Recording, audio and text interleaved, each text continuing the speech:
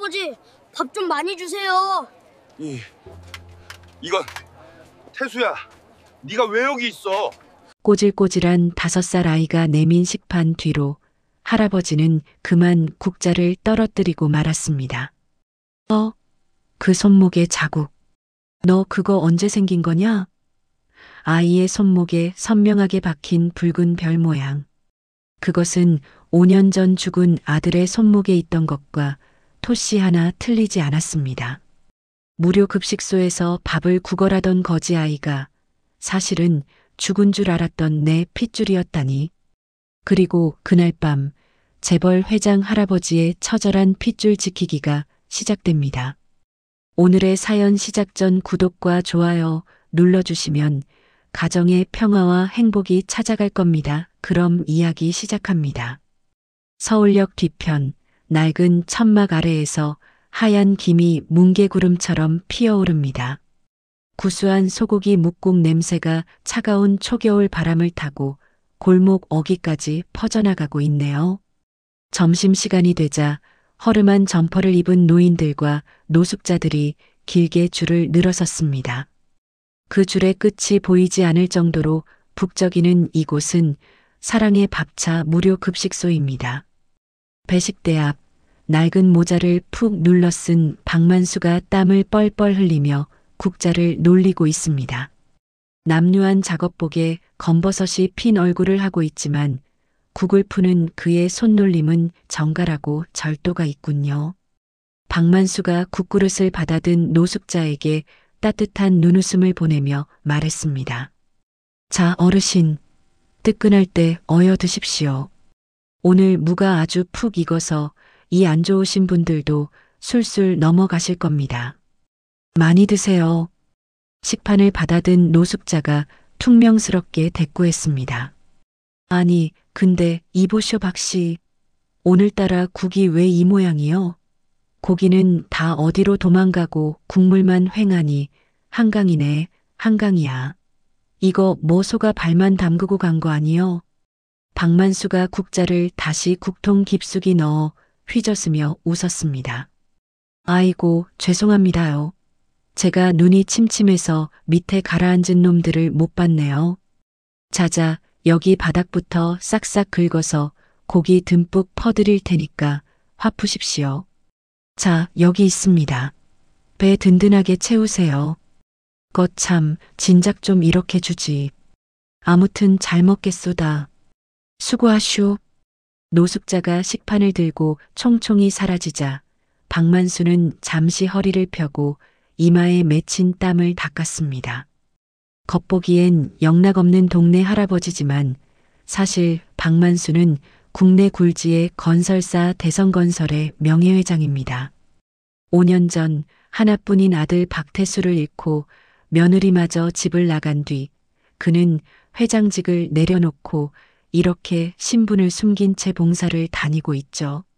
화려한 저택보다 이곳의 땀 냄새가 그의 공허한 속을 그나마 채워주기 때문입니다.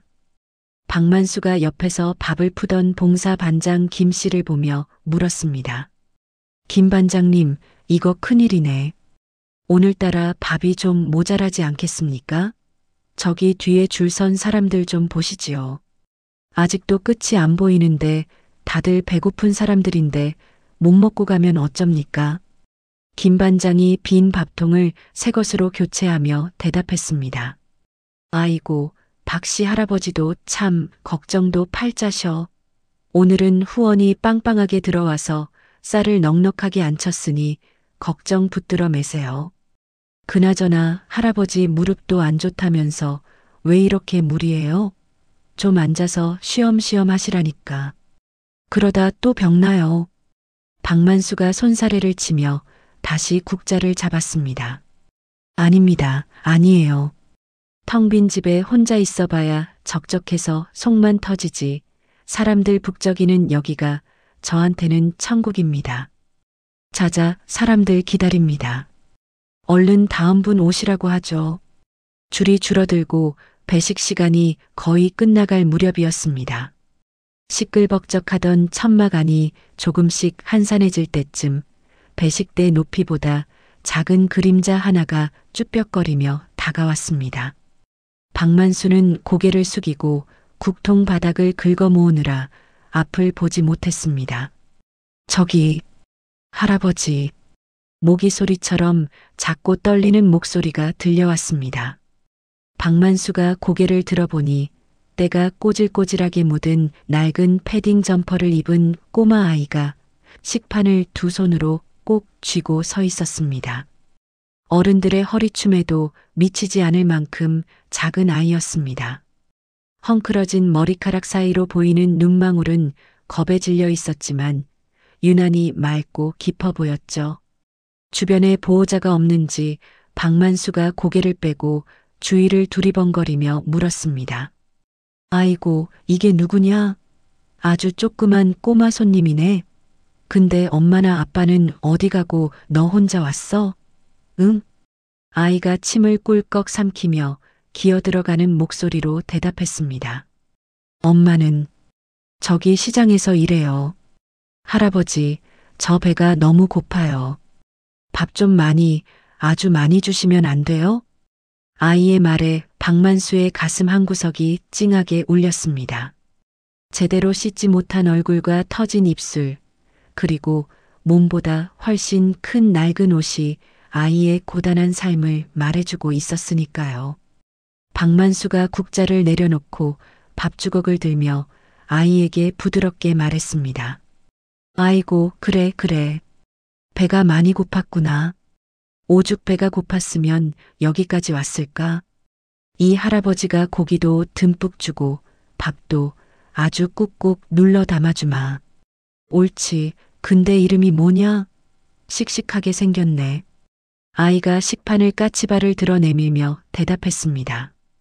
우주요. 박우주. 박만수의 손이 잠시 멈칫했습니다. 박실아. 우리 태수랑 같은 성씨네. 박만수는 애써 씁쓸한 미소를 지으며 고봉밥을 퍼서 아이의 식판에 담았습니다. 그리고 다시 국자를 들어 뜨끈한 국을 퍼올렸습니다. 자, 여기 있다. 우리 우주군. 국물이 펄펄 끓어서 아주 뜨거우니까 조심해서 받아라. 쏟으면 큰일 나요. 아, 뜨거, 조심조심. 우주가 고개를 끄덕이며 식판을 받으려 손을 뻗었습니다. 그때였습니다. 아이가 식판을 받기 위해 팔을 쭉 뻗자 헐렁했던 패딩 소매가 아래로 스르르 흘러내렸습니다. 박만수의 시선이 우연히 아이의 오른쪽 손목 안쪽에 닿았습니다. 순간 박만수의 눈동자가 지진이 난 듯 흔들렸습니다. 우주의 하얀 손목 안쪽에는 선명한 붉은색 자국이 있었습니다. 마치 별 모양처럼 불규칙하게 솟아오른 붉은 반점이었습니다. 박만수의 입에서 탄식이 흘러나왔습니다. 그 자국은 박만수가 죽을 때까지 잊을 수 없는, 아니 매일 밤 꿈속에서도 그리워하던 바로 그 모양이었습니다. 5년 전 세상을 떠난 아들 박태수의 손목에 있던 것과 똑같았습니다. 박태수가 어릴 적 다림질하던 도우미 아주머니의 실수로 뜨거운 다리미에 대어 생겼던 그 화상 흉터와 위치도 크기도 심지어 별처럼 삐죽 튀어나온 모양까지 완벽하게 일치했으니까요. 박만수의 심장이 미친 듯이 곤두박질 치기 시작했습니다. 이게 무슨... 태수야? 태수 흉터가 왜 저 아이한테... 박만수는 자신도 모르게 국을 푸던 국자를 쥔 손을 부들부들 떨었습니다. 그의 시선이 아이의 얼굴과 손목을 오가며 혼란에 휩싸였습니다. 가만히 보니 아이의 눈매가 웃을 때 살짝 올라가는 입꼬리가 죽은 아들의 어릴 적 사진 속 모습과 겹쳐 보이기 시작했습니다. 박만수가 떨리는 목소리로 아이를 불렀습니다. 얘야, 너 그 손목에 그거, 그 빨간 자국 말이다. 그거 언제 다친 거냐? 응? 너 잠깐만 이리 가까이 와봐라. 어서. 박만수가 확인하고 싶은 마음에 급하게 손을 뻗어 아이의 손목을 잡으려 했습니다. 하지만 너무 당황한 나머지 거리 조절에 실패하고 말았습니다. 들고 있던 국자가 배식대 모서리에 쾅 하고 부딪혔고 국자 안에 담겨 있던 뜨거운 국물이 사방으로 튀었습니다. 어머나, 아, 뜨거. 박씨 할아버지, 왜 그러세요? 으악. 옆에 서 있던 김 반장이 소스라치게 놀라 뒤로 물러섰습니다. 우주 역시 깜짝 놀라 눈을 동그랗게 뜨고 뒷걸음질 쳤습니다. 박만수는 뜨거운 국물이 손등에 튀었지만 아픔조차 느끼지 못했습니다. 오로지 눈앞의 아이 그리고 그 손목의 붉은 자국만이 세상의 전부인 것처럼 보였죠. 박만수가 배식대를 너물듯이 몸을 앞으로 숙이며 다급하게 외쳤습니다. 미안하다. 많이 놀랐지? 할아버지가 너 혼내려는 게 아니야. 잠깐만 그 팔 좀 다시 한 번만 보여다오. 제발 한 번만. 박만수의 기세에 겁을 먹은 우주가 식판을 꽉 쥐고 울먹이며 소리쳤습니다. 잘못했어요. 밥 훔쳐 먹어서 죄송해요. 때리지 마세요. 으앙. 우주는 박만수가 화를 낸다고 생각했는지 겁에 질린 표정으로 획 몸을 돌렸습니다. 그리고는 식판을 든 채 인파 속으로 냅다 달리기 시작했습니다. 아, 아니야. 때리려는 게 아니야. 얘야. 거기 서라. 우주야. 가지 마라. 박만수가 급히 배식대를 돌아 뛰어나왔지만 다리에 힘이 풀려 그만 바닥에 털썩 주저앉고 말았습니다.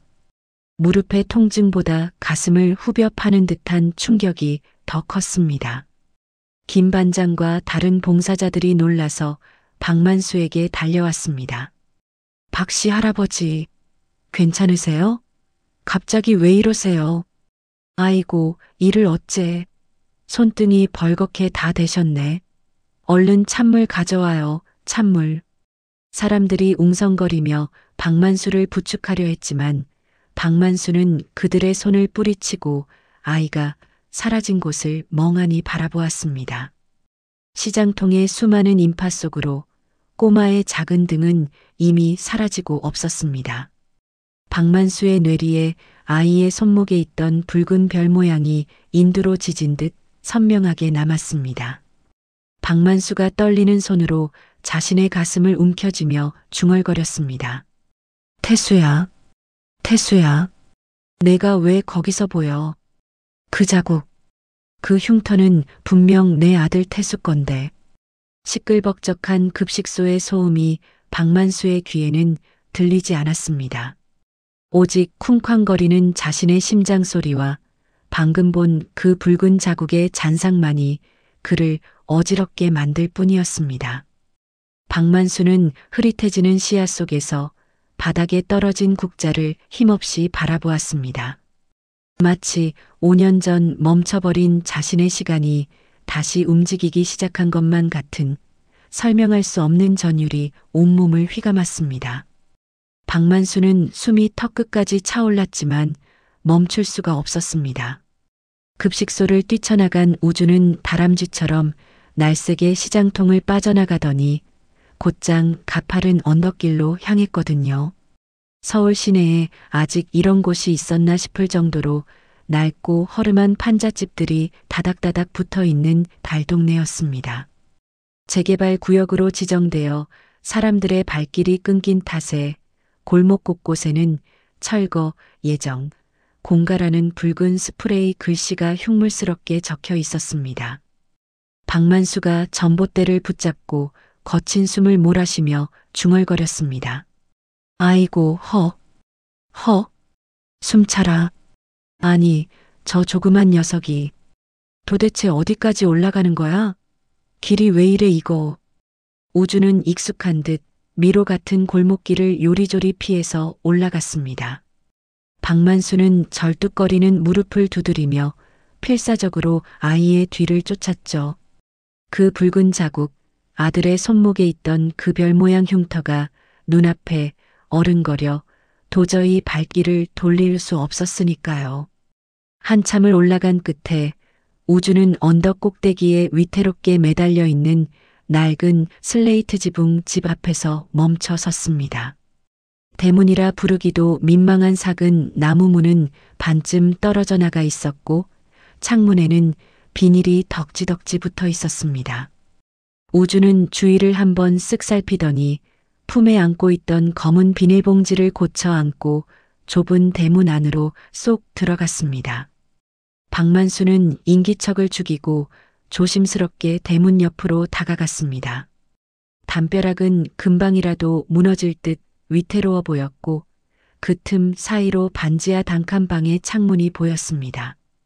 박만수가 깨진 유리창 틈새로 방 안을 들여다보았습니다. 방 안 풍경을 확인한 순간 박만수는 입을 틀어막고 주저앉을 뻔했습니다. 어둑한 방 안 습기 찬 벽지는 누렇게 들떠 있었고 바닥에는 얇은 이불 한 채가 덩그러니 깔려 있었습니다. 그 이불 위에 한 여자가 누워 있었는데 그녀의 오른쪽 다리에는 투박한 깁스가 감겨 있었죠. 여자는 며칠을 앓았는지 입술이 바싹 말라 있었고 얼굴은 창백하다 못해 흙빛이었습니다. 박만수의 눈이 크게 확장되었습니다. 아니, 저 얼굴은 수진이? 내 며느리 수진이가 맞느냐? 5년 전 매몰차게 집을 나갔던 사실은 쫓겨났던 며느리 이수진이었습니다. 화려했던 재벌가 며느리의 모습은 온데간데없고 병색이 완연한 초라한 모습으로 누워있는 그녀를 보니 박만수의 가슴이 철렁 내려앉았습니다. 그때 우주가 방 안으로 들어서며 밝은 목소리로 외쳤습니다. 엄마, 엄마 나왔어. 눈 좀 떠봐. 수진이 힘겹게 눈을 뜨며 몸을 일으키려 애썼습니다. 하지만 다리의 통증 때문인지 얼굴을 찡그리며 다시 자리에 눕고 말았습니다. 우리 우준이 어디 갔다가 이제 와. 엄마가 얼마나 찾았는데. 우주가 재빨리 엄마 머리맡으로 다가가 이불을 덮어주며 말했습니다. 헤헤, 미안해. 엄마 배고프지? 내가 맛있는 거 구해왔어. 짠, 이것 봐라. 우주가 품속에서 검은 비닐봉지를 꺼내 주섬주섬 풀기 시작했습니다. 그 안에는 급식소에서 받아온 국물이 조금 센 플라스틱 국그릇과 밥이 담긴 식판, 그리고 깍두기 몇 조각이 들어 있었습니다. 식판 뚜껑을 열자 좁은 방 안에 구수한 묵국 냄새가 퍼졌습니다. 우주가 밥 한 숟가락을 듬뿍 떠서 수진의 입가에 가져다 대며 말했습니다. 자, 아해봐. 아직 뜨끈뜨끈해. 내가 배에다 꼭 품고 뛰었거든. 얼른 먹어, 엄마. 수진은 멍한 눈으로 아들이 내미는 숟가락과 바닥에 놓인 식판을 번갈아 바라보았습니다.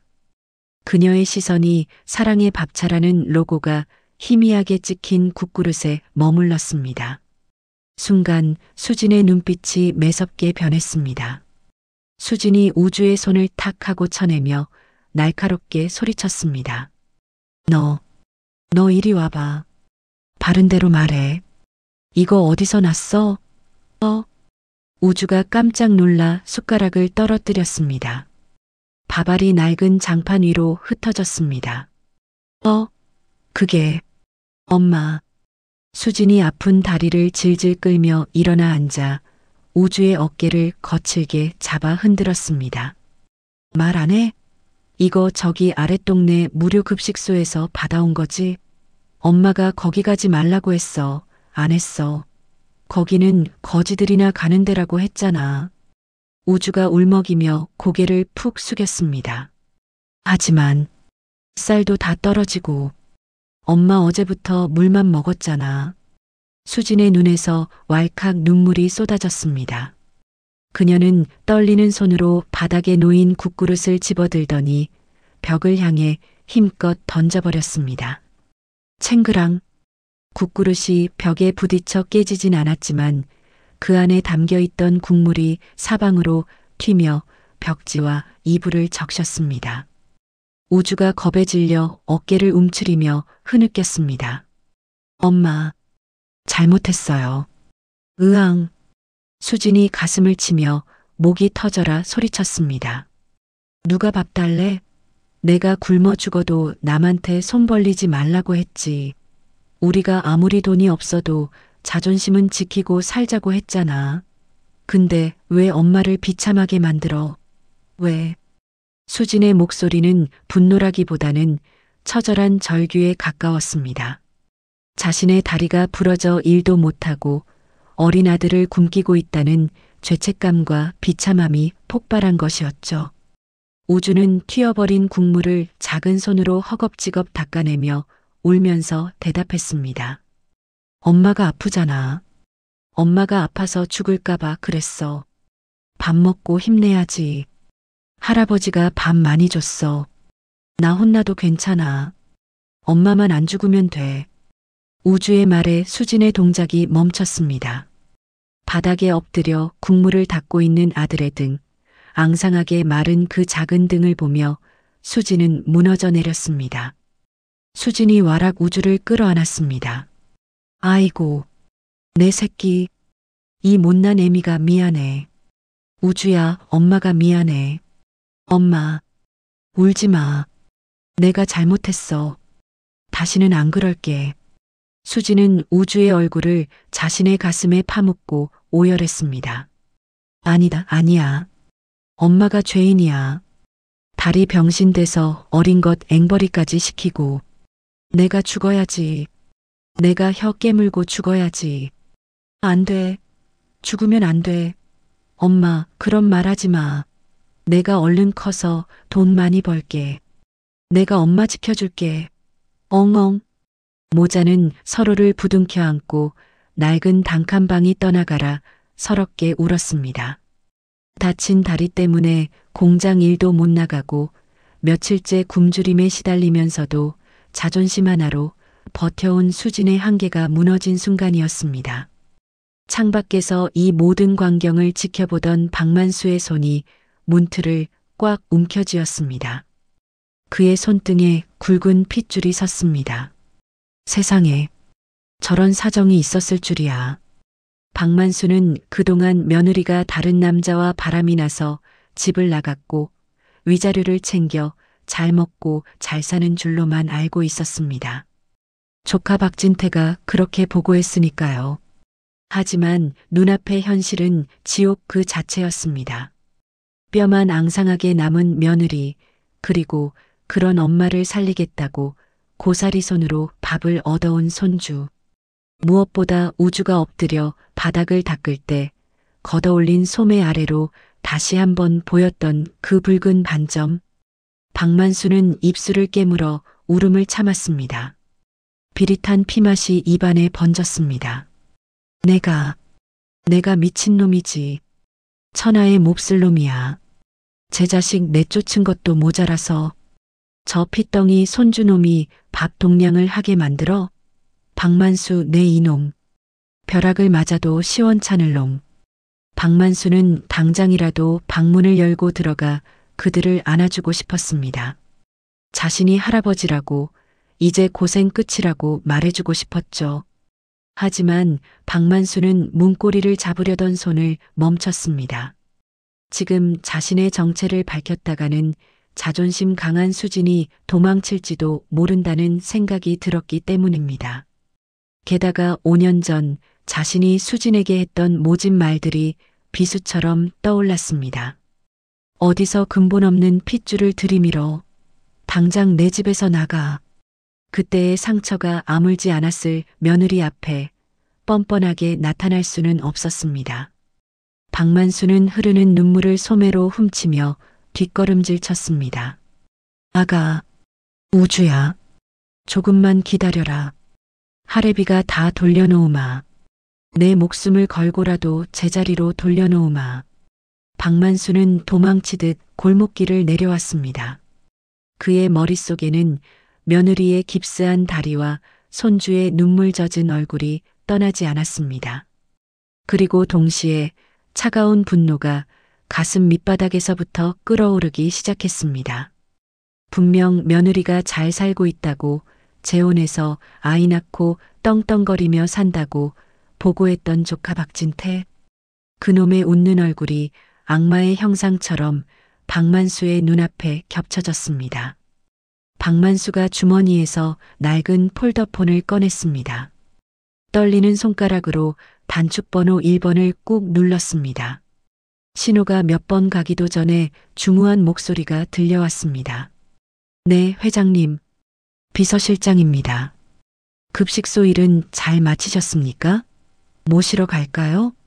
박만수가 낮고 굵은 목소리로 하지만 서슬퍼런 살기를 담아 지시했습니다.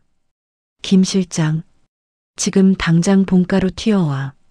그리고 유전자 검사 센터장한테 연락 넣어. 내일 아침 일찍 내가 직접 가져갈 게 있으니까 대기하라고 해. 수화기 넘어 김 실장이 당황한 듯 잠시 말을 잇지 못하다 대답했습니다. 네, 갑자기 유전자 검사라니요? 무슨 일 있으십니까? 박만수가 언덕 위 우준의 집 쪽을 한 번 더 올려다보며 차갑게 쏘아붙였습니다. 일이 생겨도 아주 큰일이 생겼지. 내 누나를 파내고 싶을 만큼 아주 기가 막힌 일이 생겼어. 그리고 박진태 전무 그놈 뒷조사 다시 시작해.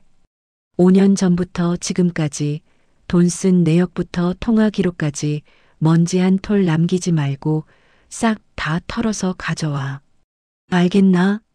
전화를 끄는 박만수의 눈빛은 더 이상 인자한 급식소 할아버지의 것이 아니었습니다. 평생 건설 현장을 누비며 산전수전 다 겪은 냉철하고 무서운 기업 총수의 눈빛으로 돌아와 있었죠. 찬바람이 부는 골목길, 박만수의 지팡이 짚는 소리가 유난히 크고 단단하게 울려 퍼졌습니다. 다음 날 이른 아침, 안개 낀 서울의 한 대학병원 복도입니다. 박만수는 초조한 표정으로 진료실 앞을 서성이고 있습니다. 어제와 달리 말끔한 정장 차림이지만 그의 얼굴에는 밤새 한숨도 못 잔 듯 피로가 가득합니다. 그의 곁에는 김 비서실장이 검은색 서류 가방을 들고 굳은 표정으로 서 있습니다. 박만수가 닫힌 진료실 문을 노려보며 김 실장에게 물었습니다. 김 실장, 센터장은 도대체 언제 나오는 거야? 내 속이 새까맣게 타들어가서 아주 미치겠네. 김 실장이 손목 시계를 확인하며 정중하게 대답했습니다. 조금만 기다려 주십시오, 회장님. 가장 먼저 결과 보여달라고 신신당부했습니다. 피부가 과장님도 곧 오실 겁니다. 박만수가 지팡이를 바닥에 쿵 찍으며 낮은 목소리로 말했습니다. 내 두 눈으로 똑똑히 봤어. 그 붉은 별 모양 말이야. 우리 죽은 태수 녀석 손목에 있던 거랑 아주 토씨 하나 안 틀리고 똑같았단 말이야. 그게 우연일 수가 있나? 세상 천지에 그런 우연이 어디 있어. 김 실장이 안경을 고쳤으며 조심스럽게 물었습니다. 하지만 회장님, 태수 도련님 상처는 어릴 때 다리미에 대인 화상 자국 아니었습니까? 화상이 유전된다는 건 병원에서도 말이 안 된다고. 그러니까 나도 그게 미치고 팔짝 뛰겠다는 거야. 내 기억에는 분명 화상인데 그게 왜 손주 녀석한테 똑같이 있느냐고. 그때 진료실 문이 열리고 흰 가운을 입은 노년의 의사가 심각한 표정으로 걸어 나왔습니다. 박만수의 주치의이자 30년 지기 친구인 최 원장입니다. 최 원장이 손에 들린 차트를 넘기며 박만수에게 다가왔습니다. 만수야, 들어와라. 내가 부탁한 태수 옛날 진료 기록. 내가 창고 다 뒤져서 찾아냈다. 박만수가 급하게 최 원장의 팔을 잡으며 물었습니다. 어때? 말 좀 해봐. 내 기억이 틀린 거야? 분명 태수 5살 때 우리 집 식모가 다림질하다가 실수해서 지진 거잖아. 그래서 내가 그 식모도 당장 내쫓았었고. 최 원장이 안경을 벗어 가운 주머니에 넣으며 고개를 저었습니다. 아니, 내 기억이 반은 맞고 반은 틀렸어. 자, 흥분하지 말고 여기 사진을 좀 봐라. 최 원장이 진료실 모니터에 박태수의 어린 시절 의료 사진을 띄웠습니다. 사진 속 어린아이의 손목에는 붉은 별 모양의 자국이 선명합니다.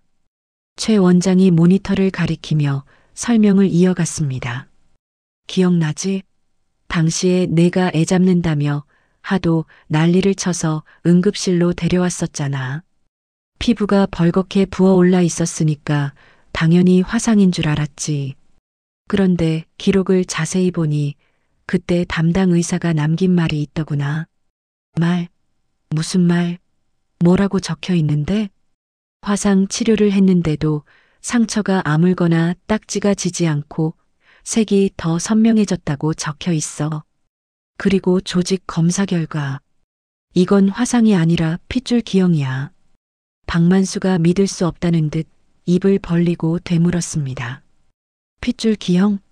그게 무슨 소리야? 알아듣게 좀 말해봐. 쉽게 말해 점이야, 점. 아주 특이하게 생긴 붉은 점 말이다. 태어날 때부터 있었거나 크면서 피부 밖으로 올라온 거지. 공교롭게도 그때 다리미 사건이랑 시기가 겹쳐서 내가 화상으로 착각했던 거야. 이건 유전이 된다, 만수야. 그것도 아주 강력하게 말이지. 박만수의 다리가 휘청거렸습니다. 김 실장이 황급히 박만수의 등을 부축했습니다. 회장님, 괜찮으십니까? 정신 차리십시오. 박만수가 떨리는 손으로 입가를 막으며 중얼거렸습니다. 그럼 그게 흉터가 아니라 핏줄의 증표였단 말인가? 내 아들이지 새끼 알아보라고 남긴 표식이었어.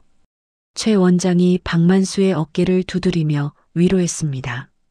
만수야, 만약 내가 봤다는 그 꼬마 아이한테 똑같은 위치, 똑같은 모양의 반점이 있다면 그건 의사가 보증하건대 친자일 확률이 99% 이상이라는 뜻이다. 유전자 검사도 필요 없을 만큼 확실해. 박만수의 눈시울이 붉어졌습니다. 의학적 소견까지 듣고 나니 확신은 공포에 가까운 전율로 바뀌었습니다. 바로 그때 진료실 문을 똑똑 두드리는 소리가 들렸습니다. 유전자 분석센터의 연구원이 밀봉된 서류 봉투를 들고 들어왔습니다. 회장님, 의뢰하신 긴급 친자 확인 결과 나왔습니다. 진료실 안에 무거운 정적이 흘렀습니다. 박만수는 떨리는 손을 내밀어 서류 봉투를 받아들었습니다. 종이 한 장의 무게가 마치 천근만근처럼 무겁게 느껴졌습니다. 김 실장도 최 원장도 숨을 죽이고 박만수의 손끝만 바라보았습니다. 부스러 봉투가 뜯어지고 결과지가 밖으로 나왔습니다. 박만수의 시선이 종이 맨 아래 굵은 글씨로 적힌 숫자에 꽂혔습니다. 검사 결과 일치 99.9998%. 으허? 박만수의 입에서 짐승의 울음소리 같은 탄식이 터져나왔습니다. 종이가 바닥으로 팔랑거리며 떨어졌습니다. 박만수가 바닥에 주저앉아 가슴을 주먹으로 내리치며 오열했습니다. 맞았어. 내 새끼가 맞아. 아이고 태수야. 우주가 내 아들이었어. 내 핏줄이 살아있었어. 으흐흐. 김 실장이 바닥에 떨어진 결과지를 주워 확인하고는 입술을 꽉 깨물었습니다. 회장님, 축하드립니다. 정말 도련님의 핏줄이 살아있었습니다. 기적입니다. 하지만 박만수의 눈물은 기쁨보다 분노와 회한으로 얼룩져 있었습니다. 5년 전의 기억이 주마등처럼 스쳐 지나갔기 때문입니다. 아들의 장례식장에서 만삭의 몸으로 쫓겨나던 며느리 이수진. 그녀의 배를 가리키며 그거 누구 씨앗이야. 어디서 뻐꾸기 새끼를 들이밀어. 라고 고함치던 자신의 모습. 그리고 결정적으로 조카 박진태가 들고 왔던 친자 불일치 결과지. 김 실장. 박만수가 눈물을 닦지도 않은 채 바닥을 짚고 일어섰습니다. 그의 눈빛이 방금 전과는 다르게 서늘하게 빛났습니다. 김 실장이 즉각 허리를 숙이며 대답했습니다. 네, 회장님. 말씀하십시오. 박만수가 이를 갈며 차갑게 말했습니다. 5년 전이야. 태수 죽고 나서 박진태 그놈이 나한테 가져왔던 결과지. 그게 가짜였어. 내 눈과 귀를 가리고 감히 천륜을 끊어놓으려고 작정을 했던 거야. 감히 내 조카 놈이. 김 실장의 얼굴이 경악으로 물들었습니다. 전무님이 서류를 조작했단 말씀입니까? 설마요. 그놈 아니면 누가 있겠어. 내가 며느리를 내쫓아야 대성그룹 후계자가 될 수 있는 놈은 오직 박진태뿐이야. 수진이가 바람을 피웠다는 증거 사진들, 그것도 다 조작된 게 분명해. 그 짐승만도 못한 놈. 박만수는 벽에 걸려있던 거울 속 자신의 얼굴을 노려보았습니다. 죄책감에 일그러진 늙은이의 얼굴이 보였습니다. 내가 그 착해 빠진 며느리를 내 손으로 사지로 내몰았어. 핏덩이 손주놈을 굶게 만들었어. 내가 죄인이야. 혀 깨물고 죽어 마땅한 죄인이야. 으악. 박만수가 주먹으로 벽을 쾅 내리쳤습니다. 최 원장이 놀라 말렸지만 박만수는 멈추지 않았습니다. 김 실장, 당장 차 대기시켜. 어디로 모실까요? 바로 댁으로 가시겠습니까? 아니면 우주도련님 댁으로. 아니. 박만수가 옷매무새를 가다듬으며 단호하게 고개를 저었습니다. 지금 당장 달려가서 수진과 우주를 끌어안고 용서를 빌고 싶었지만 그랬다가는 뱀 같은 조카 녀석이 눈치를 채고 도망갈 것이 뻔했습니다. 복수는 확실하고 처절해야 했습니다. 지금 당장 움직이면 안 돼. 박진태 그놈 아주 여우 같은 놈이야. 아직 내가 이 사실을 안다는 걸 몰라. 놈이 방심하고 있을 때 목덜미를 물어뜯어야 해. 박만수가 김 실장에게 바짝 다가서며 지시했습니다. 5년 전 태수 유전자 검사했던 병원, 그리고 그 의사놈부터 찾아. 당장 내 앞에 끌고 와. 박진태한테 돈을 받아먹었든 협박을 당했든 분명 뒤가 구린 놈일 거야. 쥐도 새도 모르게 데려와서 자술서 받아내. 알겠나? 알겠습니다. 제가 직접 처리하겠습니다. 그리고 우주랑 수진이 사는 집 근처에 경호팀 배치해. 개미 새끼 한 마리도 얼씬 못하게 막아. 만약 그 아이들 털끝 하나라도 다치면 너랑 나랑 둘 다 한강물에 빠져 죽어야 한다. 명심해. 명심하겠습니다, 회장님. 목숨 걸고 지키겠습니다. 박만수는 다시 한번 바닥에 떨어진 결과지를 주워 들었습니다. 종이가 구겨질 정도로 꽉 움켜쥐었습니다. 그의 머릿속에는 어제 봤던 다리에 깁스를 한 채 누워있던 수진의 모습과 엄마 밥 챙겨주겠다고 식판을 들고 오던 우주의 모습이 떠올랐습니다. 박만수가 창밖으로 보이는 회색빛 하늘을 올려다보며 은조렸습니다. 수진아, 우주야, 조금만 기다려다오. 할아버지가 다 되돌려 놓을게. 내 모든 걸 걸고 너희를 지킬게. 그리고 박진태, 내 놈은 내 손으로 지옥 끝까지 끌고 갈 것이다. 피눈물 흘리게 만들어주마. 박만수의 눈에서 굵은 눈물 한 방울이 툭 떨어져 결과지의 99.99% 숫자 위로 번졌습니다. 병원을 나서는 박만수의 뒷모습에서는 더 이상 힘없는 노인의 모습은 찾아볼 수 없었습니다. 가족을 지키기 위해, 그리고 피해 복수를 위해 각성한 맹수의 기운만이 감돌고 있었습니다. 어두컴컴한 서재, 스탠드 불빛 하나의 의지에 박만수가 앉아 있습니다. 책상 위에는 멀리서 찍힌 수진과 우주의 사진이 수십 장 흩어져 있군요. 시장에서 생선을 다듬는 수진의 거친 손, 우주가 쪼그리고 앉아 개미를 구경하는 뒷모습, 그리고 깁스를 한 채 힘겹게 누워있는 수진의 모습까지. 박만수는 돋보기를 쓴 채 사진 하나하나를 떨리는 손으로 어루만집니다. 마치 사진 속 손주의 볼을 직접 만지는 것처럼 조심스럽고 애틋한 손길입니다. 박만수가 사진을 가슴에 품으며 나직하게 속삭였습니다. 내 새끼들, 밥은 먹었느냐? 아픈 데는 좀 괜찮고? 하레비가 죄인이다. 푹신한 침대에서 재워도 모자랄 판에 그 찬바닥에서 옆에 서 있던 김 실장이 안타까운 표정으로 물었습니다. 회장님, 그냥 지금이라도 모셔오는 게 낫지 않겠습니까? 저렇게 고생하는 걸 보고만 계시는 게. 박만수가 눈을 질끈 감았다 뜨며 고개를 저었습니다. 안 돼. 지금 데려오면 박진태 그놈이 눈치채. 놈은 뱀 같은 놈이야. 내가 핏줄을 찾았다는 걸 알면 무슨 짓을 해서든 그 아이들을 해코지할 게다. 확실한 덫을 놓을 때까지 참아야 해. 뼈를 깎는 심정으로 참아야 한다고. 박만수의 눈빛이 맹수처럼 번뜩였습니다. 그는 당장의 감정보다 손주와 며느리의 완벽한 안전을 위해 피눈물을 삼키며 인내하고 있는 중입니다. 같은 시각 서울 강남의 화려한 대성그룹 본사 빌딩 꼭대기층입니다. 통유리 너머로 서울 야경이 한눈에 내려다 보이는 전무실 박진태가 최고급 가죽 소파에 다리를 꼬고 앉아 있습니다. 그의 손에는 양주잔이 들려 있고 얼굴에는 거만함이 가득합니다. 이제 며칠 후면 주주총회에서 정식으로 회장 자리에 오르게 되니 세상이 다 발아래로 보이는 기분이겠죠.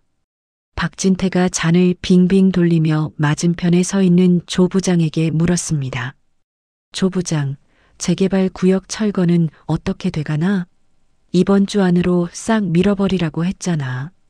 왜 아직도 보고가 없어? 조 부장이 식은땀을 뻘뻘 흘리며 허리를 숙였습니다. 아, 그게 면목 없습니다, 전무님. 다른 집들은 다 내보냈는데 딱 한 집이 문제입니다.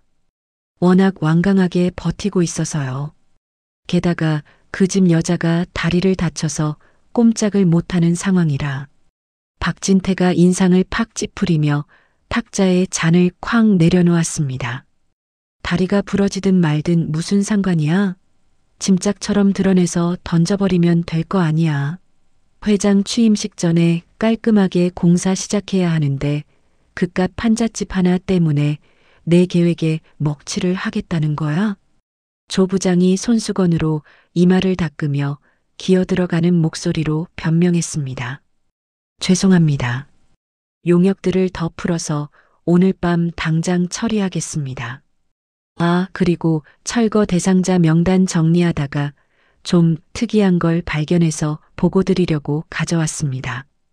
박진태가 귀찮다는 듯 손을 휘저으며 말했습니다. 특이한 건 무슨, 보상금 더 달라고 떼쓰는 거지들이겠지. 거기다 두고 나가봐. 그게 아니라 전무님이 5년 전에 찾으라고 하셨던 그 여자랑 이름이 똑같아서요. 혹시나 해서 가져왔습니다. 박진태의 동작이 멈췄습니다. 5년 전 찾으라고 했던 여자라면 죽은 사촌형 태수의 아내 이수진을 말하는 겁니다. 박진태가 눈을 가늘게 뜨며 조 부장을 쳐다보았습니다. 이수진? 그 여자가 왜 거기서 나와? 분명 지방으로 도망갔다가 죽었다고 하지 않았나? 조 부장이 서류 봉투에서 종이 한 장을 꺼내 박진태 앞에 공손히 내려놓았습니다. 저희도 그런 줄 알았습니다. 그런데 이번에 철거구역 거주자들 병원 기록을 조회하다가 이 이름이 튀어나왔습니다. 평소에는 이영이라는 가명을 써서 몰랐는데 며칠 전 다리가 부러져서 응급실에 실려가는 바람에 건강보험 기록이 남았더군요. 본명이 이수진입니다. 박진태가 낚아채듯 서류를 집어들었습니다. 종이에는 성명 이수진, 나이 32세, 동거인 박우주 5세라고 적혀 있었습니다. 박진태의 시선이 박우주라는 이름에 꽂히는 순간 그의 동공이 지진이라도 난 듯 흔들렸습니다. 손에 든 종이가 바들바들 떨리기 시작했습니다. 박우주? 5살? 박진태의 머릿속에서 5년 전의 기억이 되살아났습니다. 만삭의 몸으로 쫓겨나던 이수진. 그때 뱃속에 있던 아이가 태어났다면 딱 5살이 될 무렵입니다. 게다가 아들의 성을 박씨로 지었다는 건 그 아이가 태수의 핏줄임을 주장하고 있다는 뜻이기도 하죠. 박진태가 벌떡 일어나며 소리쳤습니다. 이 여자 살아있었어? 그것도 내 코앞인 재개발 구역에 숨어 살고 있었다고?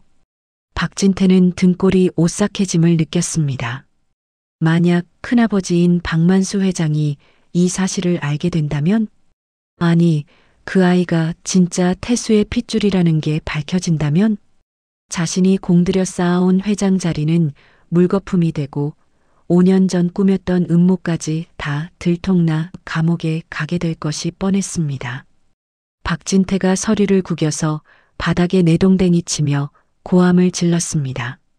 이 멍청한 놈들, 등잔 밑이 어둡다더니 바로 옆 동네에 살고 있는 걸 5년이나 몰랐단 말이야? 너희가 그러고도 밥값을 한다고 할 수 있어? 조 부장이 바닥에 납작 엎드리며 빌었습니다. 죽을 죄를 지었습니다. 전무님. 설마 가명을 쓰고 숨어 지낼 줄은 꿈에도 몰랐습니다. 박진태는 거친 숨을 몰아쉬며 서재 안을 이리저리 왔다 갔다 했습니다. 불안감에 입술을 물어뜯던 그는 핏발선 눈으로 창밖의 어둠을 노려보았습니다. 지금은 자책하고 있을 때가 아니었습니다. 박만수 회장이 알기 전에 화근을 없애버려야만 했습니다. 박진태가 책상 위에 전화기를 집어 들여다 멈추고 낮고 음침한 목소리로 조 부장에게 지시했습니다. 조 부장, 일어나. 네, 전무님. 오늘 밤이야. 당장 용역업체 소장한테 연락해. 오늘 밤 안으로 그 집 흔적도 없이 밀어버리라고 해. 조 부장이 조심스럽게 물었습니다. 그 안에 사람은 어떻게 할까요? 여자가 다쳐서 못 움직이는데 강제로 끌어내면 시끄러워질 수도 있고 기자가 냄새를 맡을 수도. 박진태가 조 부장의 멱살을 잡고 무섭게 으르렁거렸습니다. 이 답답한 놈아, 지금 기자 걱정하게 생겼어? 내 목이 날아가게 생겼는데 사고로 위장하든 어디다 묻어버리든 알아서 하라고 해. 실수로 건물이 무너져서 깔려 죽었다고 하면 될 거 아니야.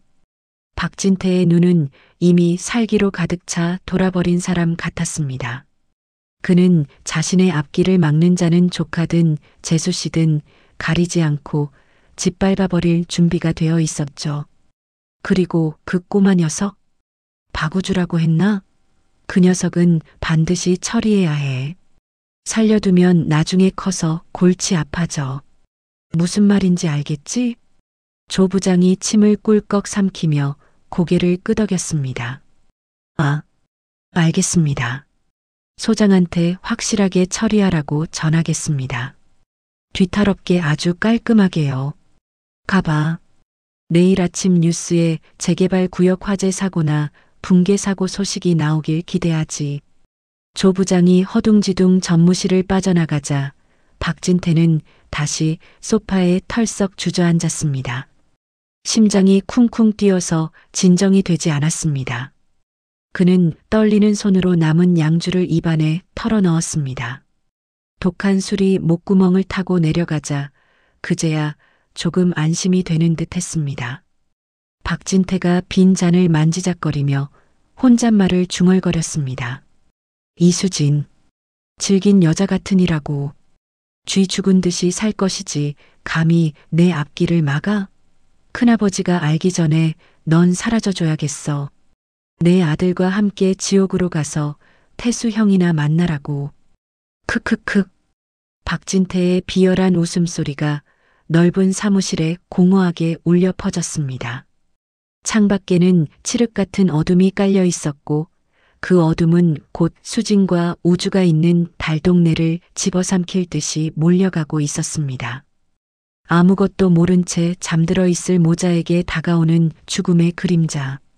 그리고 그들을 지키기 위해 어둠 속에서 눈을 번뜩이고 있는 박만수. 폭풍 전야의 밤이 그렇게 깊어가고 있었습니다. 한편 달동네 수진의 집입니다. 낡은 백열전등 하나가 위태롭게 깜빡거리는 방 안. 수진은 끙끙 앓으며 식은땀을 흘리고 있고 우주는 물수건으로 엄마의 이마를 정성껏 닦아주고 있습니다. 엄마, 많이 아파? 내가 호해줄까? 우주가 고사리 같은 손으로 수진의 이마를 짚으며 걱정스레 물었습니다. 수진이 힘겹게 눈을 뜨고 아들을 보며 희미하게 미소 지었습니다. 아니야. 우리 우주가 간호해주니까 하나도 안 아프네. 얼른 자야지. 내일 유치원. 아니, 놀러가지. 돈이 없어 유치원도 보내지 못하는 현실에 수진의 말끝이 흐려졌습니다. 우주는 엄마 옆에 바짝 붙어 누우며 엄마의 팔을 꼭 끌어안았습니다. 엄마, 나 오늘 꿈에서 아빠 만날 거야. 아빠가 맛있는 거 엄청 많이 사준댔어. 그래. 꿈에서 아빠 만나면 엄마가 많이 보고 싶어 한다고 전해줘. 수진이 우주의 등을 토닥이며 잠을 청했습니다. 평화로워 보이는 이 작은 방 밖으로 검은 승합차 몇 대가 전조등을 끄고 언덕길을 소리 없이 올라오고 있다는 사실을 그들은 꿈에도 알지 못했습니다. 거친 엔진 소리와 함께 쇠파이프를 든 건장한 사내들이 차에서 내리기 시작했습니다. 그들의 시선은 오직 하나 언덕 끝에 있는 수진의 집을 향해 번뜩이고 있었습니다. 깊은 밤 달동네의 정막을 깨는 굉음이 울려 퍼졌습니다. 우르릉 쾅. 마치 천둥이 치는 듯한 소리와 함께 낡은 대문이 종이장처럼 뜯겨나갔습니다. 단잠에 빠져있던 수진과 우주가 화들짝 놀라 눈을 떴습니다. 방 안의 형광등이 불안하게 깜빡거리더니 곧이어 흑발을 한 사내들이 좁은 방 안으로 우르르 밀고 들어왔습니다. 검은 용역 조끼를 입고 쇠파이프와 야구 방망이를 든 그들의 모습은 흡사지옥에서 온 귀신들 같았습니다.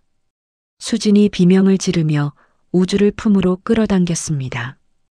야, 당신들 누구야? 왜 남의 집에 함부로 들어와요?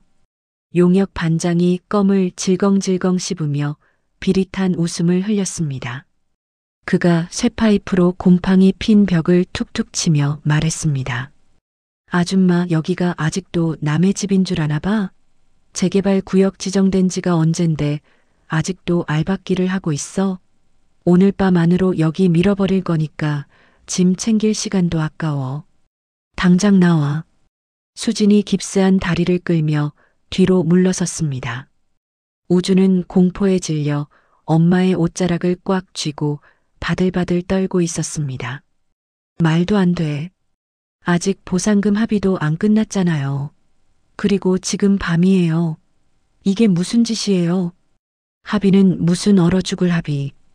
위에서 그냥 밀어버리라고 지시 내려왔으니까 잔말 말고 나와. 얘들아, 뭐해? 짐짝들 밖으로 던져버려. 반장의 고함과 함께 용역들이 달려들었습니다. 한 사내가 방 한쪽에 놓인 밥상을 발로 걷어찼습니다. 와장창. 식기들이 깨지고 밥알이 바닥에 흩어졌습니다. 우주가 으앙 하고 울음을 터뜨렸습니다. 안 돼요. 내 아들 건드리지 마요. 살려주세요. 사람 살려. 수진이 온몸으로 우주를 감싸 안으며 절규했습니다. 하지만 건장한 사내들은 수진의 머리채를 잡고 질질 끌어내려 했습니다. 다친 다리가 문지방에 부딪히며 수진이 고통에 찬 비명을 질렀습니다. 아, 제발, 제발 우리 아들만은. 용역 반장이 귀찮다는 듯 인상을 찌푸리며 쇠파이프를 높이 치켜들었습니다. 에이씨, 시끄러워 죽겠네. 조용히 좀 하라고 했지. 좋은 말로 할 때 기어 나오란 말이야. 반장의 쇠파이프가 수진의 등을 향해 무자비하게 날아들었습니다. 수진은 피할 생각조차 하지 못하고 우주의 머리를 감싸쥐며 눈을 질끈 감았습니다. 태수 씨, 우리 우주 지켜줘요. 죽음의 공포가 엄습한 그 순간이었습니다. 퍽! 둔탁한 타격음이 좁은 방 안에 울려 퍼졌습니다. 하지만 수진에게는 아무런 고통도 느껴지지 않았습니다. 대신 누군가의 거친 숨소리와 함께 따뜻하고 묵직한 무엇인가가 자신의 등을 덮어오는 것이 느껴졌습니다. 수진이 조심스럽게 눈을 떴습니다. 그녀의 눈앞에 믿을 수 없는 광경이 펼쳐져 있었습니다. 허름한 점퍼를 입은 노인이 어제 무료 급식소에서 봤던 그 할아버지가 수진과 우주를 온몸으로 덮어 보호하고 있었습니다. 반장이 휘두른 쇠파이프는 할아버지의 어깨와 등짝을 정통으로 강타한 상태였습니다. 박만수의 입에서 억눌린 신음이 새어나왔습니다. 뼈가 으스러지는 듯한 고통이 전해져 왔지만 그는 이를 악물고 버텼습니다. 반장이 당황하며 뒤로 물러섰습니다. 뭐야?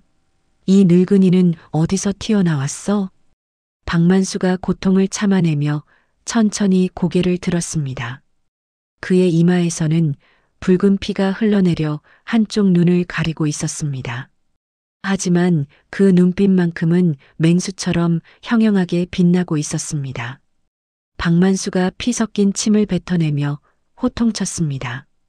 이 천하의 몹쓸 놈들, 어린애와 아픈 어미에게 몽둥이질을 해?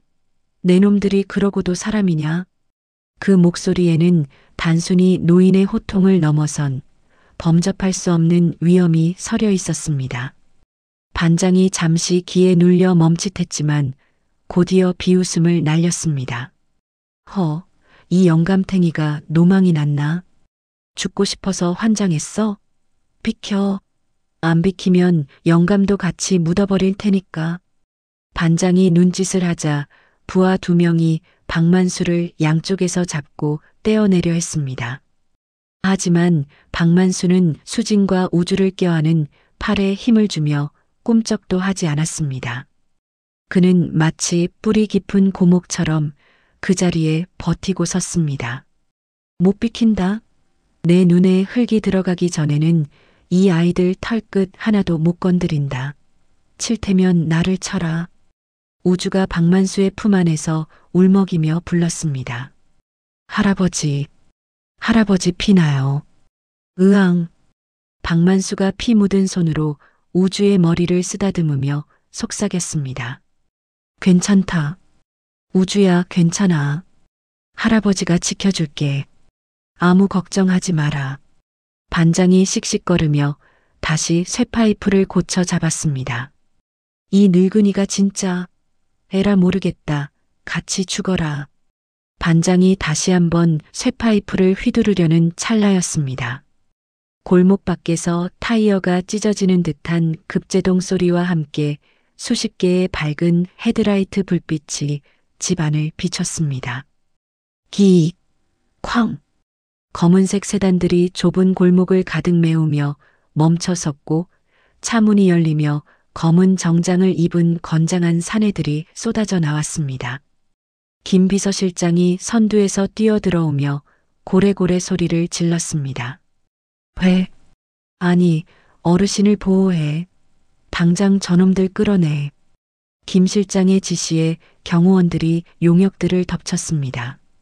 순식간에 상황이 역전되었습니다.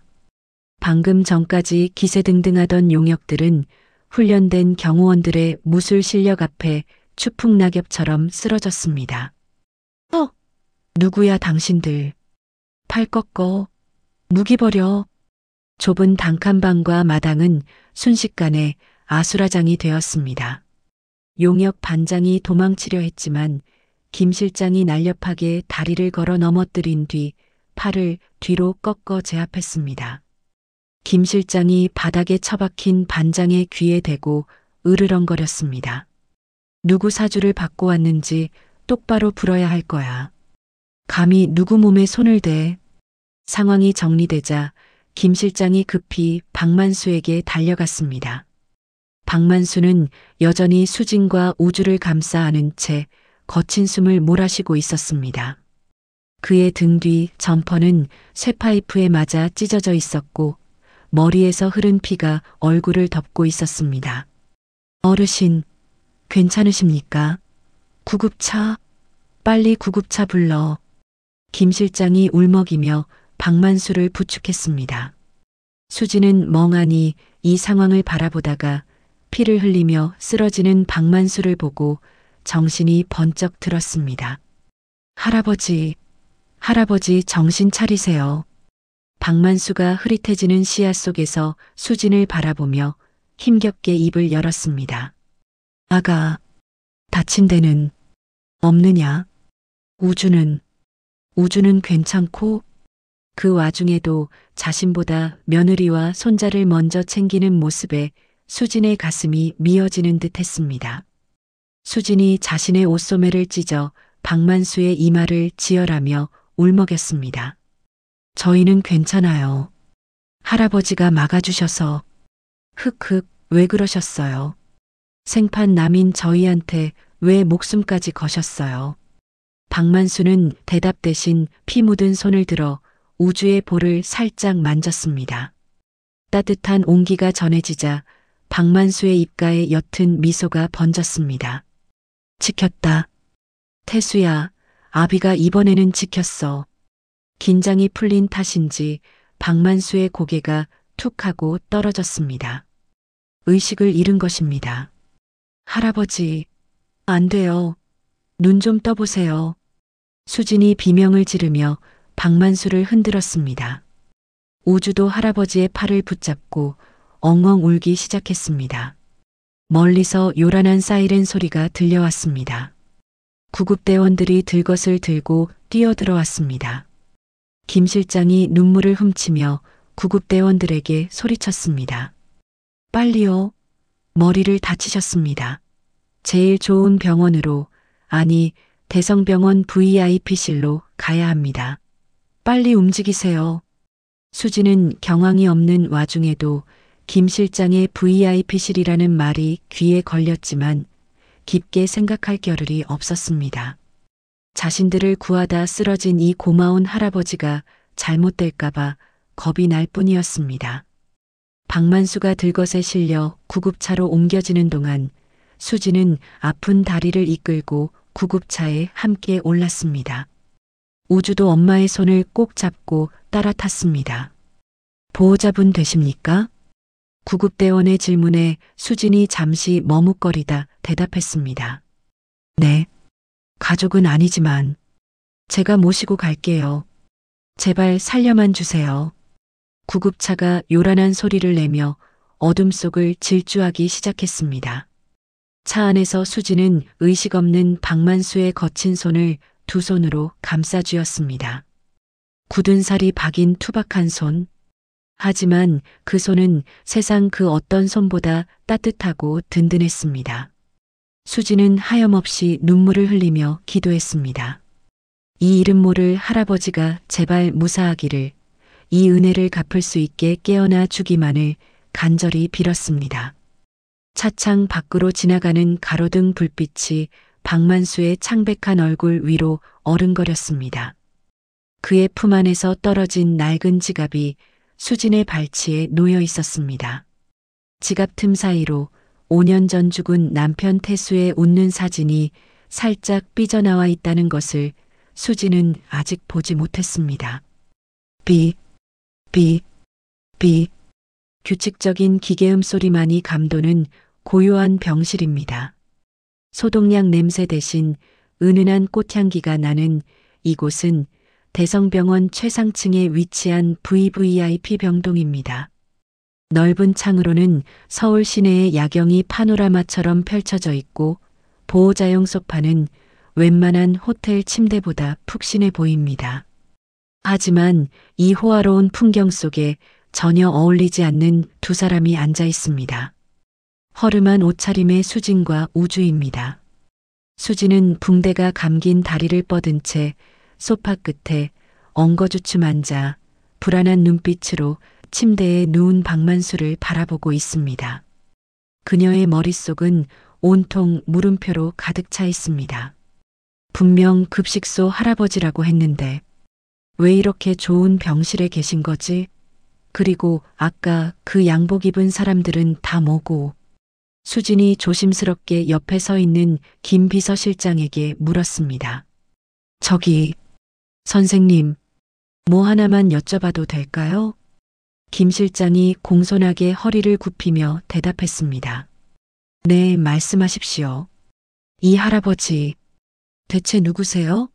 아까 구급차 탈 때 보니까 병원 사람들이 막 달려나와서 원장님 찾고 난리가 났던데 그냥 평범한 분은 아니신 것 같아서요. 김 실장이 잠시 침대에 누운 박만수를 바라보더니 난처한 듯 입을 열었습니다. 그건 회장님께서 깨어나시면 직접 설명해 주시는 게 좋을 것 같습니다. 제가 함부로 말씀드릴 사안이 아니라서요. 장님이요? 수진의 눈이 휘둥그레졌습니다. 그때 침대 위에서 앓는 소리가 들려왔습니다. 박만수의 손가락이 미세하게 움직였습니다. 수진이 화들짝 놀라 침대 곁으로 다가갔습니다. 우주도 쪼르르 달려와 침대 난간을 붙잡고 까치발을 들었습니다. 할아버지 일어나셨어요? 박만수가 천천히 눈을 떴습니다. 하얀 천장이 보이고 흐릿한 시야 사이로 걱정스런 표정의 수진과 우주가 들어왔습니다. 박만수는 깨질 듯한 두통을 느끼며 미간을 찌푸렸지만 이내 정신을 차리고 수진의 손을 찾았습니다. 아가, 괜찮니? 다친 데는 놈들이 또 오진 않았고? 자신의 몸보다 가족을 먼저 챙기는 박만수의 목소리에 수진의 눈시울이 붉어졌습니다. 저희는 멀쩡해요. 할아버지가 다 막아주셨잖아요. 머리는 좀 어떠세요? 많이 아프시죠? 박만수가 안도의 한숨을 내쉬며 힘겹게 상체를 일으키려 했습니다. 김 실장이 급히 리모컨을 조작해 침대 등받이를 세워주었습니다. 박만수는 물 한 모금으로 목을 축인 뒤 떨리는 눈빛으로 수진을 응시했습니다. 이제는 말해야 할 때가 왔음을 직감한 것입니다. 박만수가 쉰 목소리로 나직하게 불렀습니다. 수진아. 수진의 어깨가 움찔했습니다.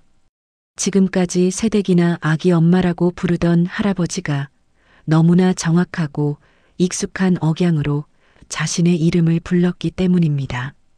그 목소리는 5년 전 시아버지가 자신을 부르던 그 톤과 소름 끼치도록 닮아 있었습니다.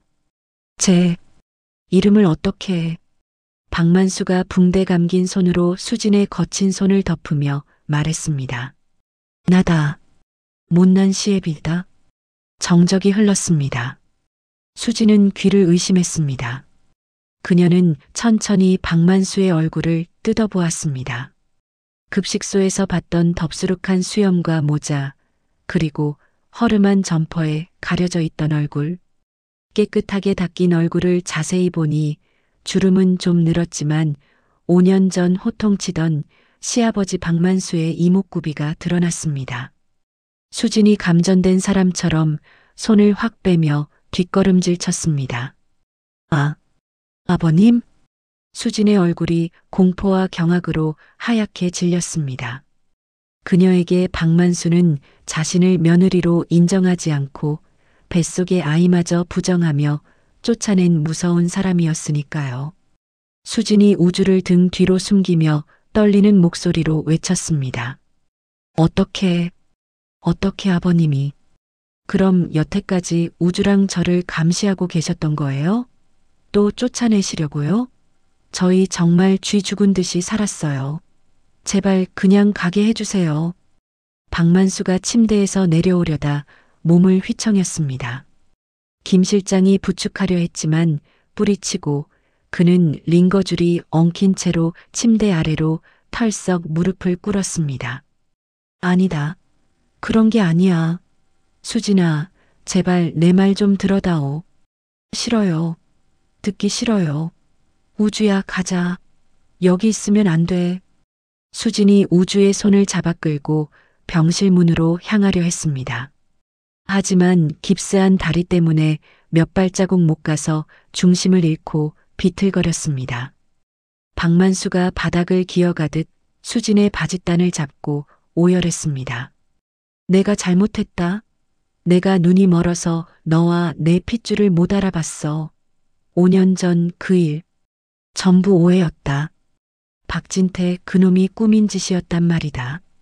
수진의 발걸음이 멈췄습니다. 그녀가 천천히 고개를 돌려 바닥에 엎드린 시아버지를 내려다보았습니다. 천하의 대성그룹 회장이 며느리 앞에서 무릎을 꿇고 울고 있는 모습은 상상조차 못한 일이었습니다. 그게 무슨 말씀이세요? 진태 도련님이 꾸민 짓이라니요? 박만수가 김 실장에게 손짓했습니다. 김 실장이 품 안에서 서류 봉투와 녹음기를 꺼내 수진에게 건넸습니다. 박만수가 눈물을 닦으며 말을 이었습니다. 그때 내가 불륜을 저질렀다며 보여줬던 사진들, 그리고 태수랑 친자가 아니라고 나왔던 유전자 검사 결과지. 그게 다 진태가 조작한 거였어. 내가 늙고 어리석어서 내 조카 놈이 내 눈과 귀를 가리는 줄도 모르고 너한테 씻을 수 없는 죄를 지었다. 수진이 떨리는 손으로 서류 봉투를 열었습니다. 그 안에는 유전자 검사 결과 친자 일치 99.99%라고 적힌 종이와 박진태가 의사를 매수했던 정황이 담긴 수사 기록이 들어 있었습니다. 수진의 눈에서 눈물이 툭툭 떨어져 서류를 적셨습니다. 저는 정말 아버님이 저를 미워하셔서 태수 씨 아이인 거 뻔히 아시면서도 쫓아내신 줄 알았어요. 억울해서 미칠 것 같았는데 아무도 제 말을 안 들어줘서. 수진은 그 자리에 주저앉아 통곡했습니다. 5년 동안 억눌러왔던 서름이 댐이 터지듯 쏟아져 나왔습니다. 남편을 잃은 슬픔을 추스르기도 전에 부정한 여자로 낙인 찍혀 쫓겨났던 기억, 만삭의 몸으로 식당 설거지를 하며 버텼던 날들, 아픈 아이를 업고 밤새 응급실 앞에서 울었던 밤들이 주마등처럼 스쳐 지나갔습니다. 박만수가 무릎으로 기어가 수진과 우주를 와락 끌어안았습니다. 그의 낡은 환자복이 수진의 눈물로 젖어 들어갔습니다. 미안하다. 정말 미안하다. 내가 죽일 놈이다. 이제라도 알았으니 내가 다 갚으마. 남은 내 평생을 바쳐서 너희들한테 속죄하마. 우주는 영문도 모른 채 엄마와 할아버지가 울자 따라 울기 시작했습니다. 으앙, 엄마 울지 마. 할아버지 왜 울어요? 박만수가 우주의 얼굴을 감싸 쥐고 눈물을 닦아주었습니다. 그리고 우주의 오른쪽 손목을 걷어 올려 붉은 반점에 입을 맞췄습니다. 우주야, 할아버지가 늦게 알아봐서 미안하다. 내가 내 아들 태수의 아들이라는 걸 이 늙은이가 이제야 알았어. 이 자국, 이게 바로 내 아들이 남긴 선물이었는데. 수진이 울음을 삼키며 물었습니다. 그럼 어제 깡패들이 들이닥친 것도. 그래, 박진태 그놈 짓이다. 내가 너희를 찾았다는 걸 알면 자기 자리가 위태로워질까봐 너희를 없애려고 한 거야. 그래서 내가 신분을 숨기고 너희 곁을 지키고 있었던 거다. 증거를 잡을 때까지. 수지는 그제야 모든 퍼즐이 맞춰지는 기분이었습니다. 왜 급식소 할아버지가 우주를 그렇게 애틋하게 쳐다봤는지, 왜 목숨을 걸고 깡패들을 막아섰는지 이해가 되었습니다. 수지는 박만수의 이마에 붙은 거즈를 보며 마음이 녹아내리는 것을 느꼈습니다. 비록 과거엔 모질게 굴었지만 지금 눈앞에 있는 이 노인은 자신의 목숨을 던져 손자와 며느리를 구한 은인이었으니까요. 수진이 박만수의 손을 맞잡으며 흐느꼈습니다. 아버님, 일어나세요. 이러지 마세요. 이제 아버님 원망 안 해요. 어제 우주랑 저 살려주셨잖아요. 그거면 됐어요. 박만수가 고개를 세차게 저었습니다. 아니다. 아직 멀었어. 내일 주주총회가 열린다. 거기서 박진태 그놈의 가면을 벗기고 우리 우주가 대성그룹의 진짜 주인이라는 걸 세상에 공표할 거다. 수진아, 나를 도와주겠니? 박만수의 눈빛은 간절하면서도 결연했습니다. 수진은 눈물을 쓱 닦아내고 고개를 끄덕였습니다. 더 이상 숨어 살지 않겠다는, 남편의 명예와 아들의 미래를 위해 싸우겠다는 엄마로서의 강한 의지가 그녀의 눈에서도 피어올랐습니다. 네, 아버님. 저도 갈게요. 가서 그 사람한테 똑똑히 보여줄 거예요. 우리 우주가 누구 아들인지, 내가 얼마나 떳떳한지. 박만수가 젖은 눈으로 미소를 지으며 수진의 어깨를 토닥였습니다. 고맙다. 정말 고맙다. 우리 며느리 장하다. 그때 우주가 박만수의 옷소매를 잡아당기며 물었습니다. 할아버지, 그럼 이제 우리 가족이에요? 아빠는 없지만 할아버지가 우리 아빠 해주는 거예요? 박만수가 우주를 번쩍 들어 올려 무릎에 앉혔습니다. 그리고 세상에서 가장 인자한 미소로 대답했습니다. 그럼 그렇고 말고 할아버지가 우주 아빠도 되고 친구도 되고 다 해줄게. 이제 다시는 배고픈 일 없게 해줄게. 약속하마. 와, 신난다. 나 이제 할아버지 있다. 우주가 박만수의 목을 끌어안고 볼을 비볐습니다. 거칠었던 박만수의 볼에 아이의 보드라운 살결이 닿자 박만수는 다시 한번 뜨거운 눈물을 흘렸습니다. 하지만 이번 눈물은 회한의 눈물이 아닌 벅찬 감동과 행복의 눈물이었습니다. 병실 창밖으로 아침 해가 떠오르고 있었습니다. 긴 밤의 어둠을 몰아내고 세상을 붉게 물들이는 태양처럼 이 가족에게도 새로운 서광이 비치기 시작했습니다. 김 실장이 조용히 뒤돌아 눈가를 훔치며 창가로 다가가 커튼을 활짝 젖혔습니다. 이제 곧 시작될 폭풍 같은 전쟁을 앞두고 세 사람은 서로의 체온을 나누며 가장 단단한 갑옷을 입고 있었습니다. 이튿날 정오 대성병원 특실 앞에는 팽팽한 긴장감이 감돌고 있습니다. 검은 양복을 입은 경호원들이 복도를 겹겹이 에워싸고 있고 입구에는 면회 사절이라는 붉은 팻말이 걸려 있네요. 병실 안 박만수는 환자복을 입은 채 침대에 기대 앉아 김 비서실장에게 은밀한 지시를 내리고 있습니다. 그의 눈빛은 병자라고는 믿기지 않을 만큼 형형하게 빛나고 있군요. 박만수가 헛기침을 한번 크게 하고는 낮게 깔린 목소리로 말했습니다. 김 실장, 지금 즉시 소문을 내. 내가 어젯밤 습격을 받고 뇌출혈로 쓰러져서 오늘 내일 한다고 말이야. 의식불명 상태라 유언장도 못 남길 상황이라고 찌라시를 돌려. 옆에서 사과를 깎던 수진이 깜짝 놀라 과도를 내려놓으며 물었습니다. 아버님, 정말 그러셔도 돼요? 그러다가 회사 주가라도 떨어지면. 박만수가 빙그레 웃으며 수진을 안심시켰습니다. 아가, 주가 떨어지는 게 대수냐? 쥐새끼를 잡으려면 죽은 척이라도 해야 하는 법이다. 놈이 내가 깨어있다는 걸 알면 쥐구멍으로 숨어버릴 게야. 아주 방심해서 기고만장해질 때 그때 목덜미를 물어야지. 김 실장이 고개를 끄덕이며 수첩에 메모를 했습니다. 알겠습니다, 회장님. 증권가랑 언론 쪽에 소스를 흘리겠습니다. 박진태 전무 귀에 들어가게 하는 게 우선이겠죠? 그렇지. 그리고 어제 잡힌 그 용역 깡패놈들 경찰서 유치장에 있지? 당장 가서 면회 신청해. 회유를 하든 협박을 하든 박진태가 살인을 지시했다는 녹취를 따와. 내 능력만 믿는다. 걱정 마십시오. 이미 그쪽 변호사보다 제가 먼저 손을 써뒀습니다. 그리고 5년 전 그 산부인과 의사도 위치 파악해뒀습니다. 박만수의 표정이 차갑게 굳어졌습니다. 그 의사놈, 내 손주를 부정하게 만든 장본인이지. 아주 작사를 내서라도 자술서를 받아와.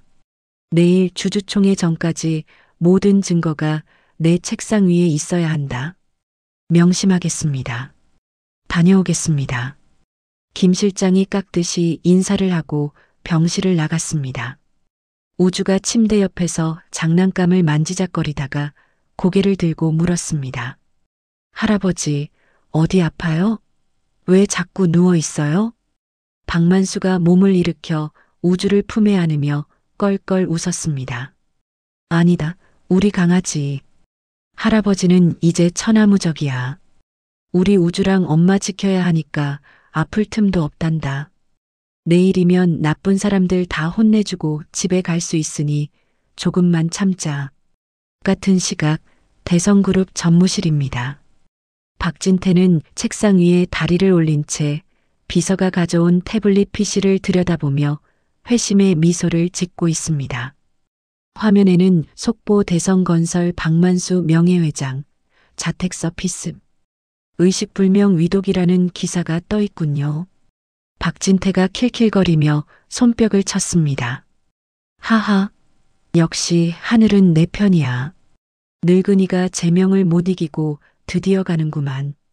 용역놈들이 일처리가 거칠긴 해도 결과는 확실하네. 앞에 서 있던 조 부장이 눈치를 보며 맞장구를 쳤습니다. 축하드립니다, 전무님. 아니, 이제 회장님이라고 불러야겠군요. 명예회장님이 저 상태시라면 내일 주주총회는 식은 죽 먹기 아니겠습니까? 박진태가 자리에서 벌떡 일어나 창가로 다가갔습니다. 그는 서울 시내를 내려다보며 승리에 도취한 표정으로 중얼거렸습니다. 그래, 내일이면 이 그룹은 온전히 내 차지가 되는 거야. 5년을 기다렸어. 그 깐깐한 늙은이 눈치 보느라 내가 얼마나 숨죽여 살았는데. 그럼 어제 처리하라고 했던 그 여자랑 아이는 어떻게? 박진태가 인상을 찌푸리며 조 부장의 말을 잘랐습니다. 아, 그 찜찜한 것들. 늙은이가 쓰러진 마당에 뭐가 걱정이야. 혹시 살아있더라도 힘없는 과부랑 어린애가 뭘 어쩌겠어. 경찰도 내 손바닥 안에 있는데 그냥 쥐도 새도 모르게 묻어버리라고 해. 네, 알겠습니다. 그리고 주주총회 준비는 완벽합니다. 반대파 이사들도 회장님 위독설 듣고 다 전무님 쪽으로 돌아섰습니다. 좋아, 아주 좋아. 내일 아침 내가 회장 취임 선서하는 순간이 내 인생 최고의 날이 될 거야. 샴페인이나 미리 터뜨릴까? 박진태는 자신이 파놓은 무덤이 입을 벌리고 기다리고 있는 줄도 모른 채 콧노래를 흥얼거리며 넥타이를 매만졌습니다. 한편 강남경찰서 유치장 접견실입니다. 철창 너머로 어제 수진의 집을 습격했던 용역 반장이 수갑을 찬 채 앉아 있습니다. 얼굴에는 멍이 들어있고 표정은 잔뜩 겁에 질려 있군요. 그 맞은편에 김 실장이 차가운 표정으로 앉아 서류 봉투를 탁자에 내려놓았습니다. 박두식 씨 상황 파악이 아직 안 되나 봅니다. 지금 당신 죄목이 특수폭행의 주거 침입 그리고 살인 미수예요. 이대로 가면 최소 10년은 콩밥 먹어야 할 텐데. 용역 반장이 억울하다는 듯 소리쳤습니다. 아니, 살인 미수라니요. 우린 그냥 겁만 주려고 들어간 거라고요. 그리고 그 영감이 갑자기 끼어드는 바람에 김 실장이 녹음기를 켜며 말을 끊었습니다. 그 영감이 바로 대성그룹 박만수 명예회장님이십니다. 네. 네. 누구요? 용역 반장의 눈이 튀어나올 듯 커졌습니다. 입이 떡 벌어져 다물어지지 않는군요. 그는 자신이 쇠파이프로 내리친 노인이 재벌 회장이라는 사실에 사색이 되었습니다. 거짓말 마쇼. 그 꾀죄죄한 노인네가 무슨 회장이야. 믿기 싫으면 말든가. 어차피 회장님은 당신을 평생 감옥에서 썩게 만들 작정이니까. 하지만 만약 당신에게 그 일을 시킨 윗선을 분다면 이야기가 달라질 수 있지. 정상 참작이 될 수도 있다는 말입니다. 용역 반장의 눈동자가 흔들리기 시작했습니다. 김 실장이 쐐기를 박듯 나직하게 속삭였습니다. 박진태 전무가 시켰죠? 그 여자가 죽어도 좋으니 밀어버리라고. 용역 반장이 침을 꿀꺽 삼키더니 주위를 두리번거리다 떨리는 목소리로 입을 열었습니다. 정말 내 형량 줄여주는 거 맞죠? 박전무란 양반이 어제 전화로 그랬어요. 그 여자랑 애새끼, 아니 아이. 없애버리라고. 실수로 위장해서 묻어버리라고 했단 말입니다. 김 실장이 만족스러운 듯 미소를 지으며 녹음기를 반장 앞으로 밀었습니다. 좋습니다. 그 내용 토시 하나 빼먹지 말고 다시 정확하게 말씀하세요. 언제 누가 뭐라고 지시했는지. 잠시 후 서울 외곽의 한 개인 병원 원장실입니다. 김 실장이 문을 잠그고 원장 책상 앞에 섰습니다. 5년 전 박태수의 유전자 검사를 담당했던 의사가 식은땀을 흘리며 앉아 있습니다. 그의 앞에는 김 실장이 내민 통장 거래 내역서가 펼쳐져 있습니다. 이 원장님 5년 전입니다. 박진태 전무개인 계좌에서 원장님 차명 계좌로 3억 원이 입금됐더군요. 그리고 그날 바로 박태수 도련님의 유전자 검사 결과가 불일치로 바뀌었고요. 우연치고는 액수가 너무 딱 떨어지지 않습니까? 의사가 손수건으로 얼굴을 닦으며 더듬거렸습니다.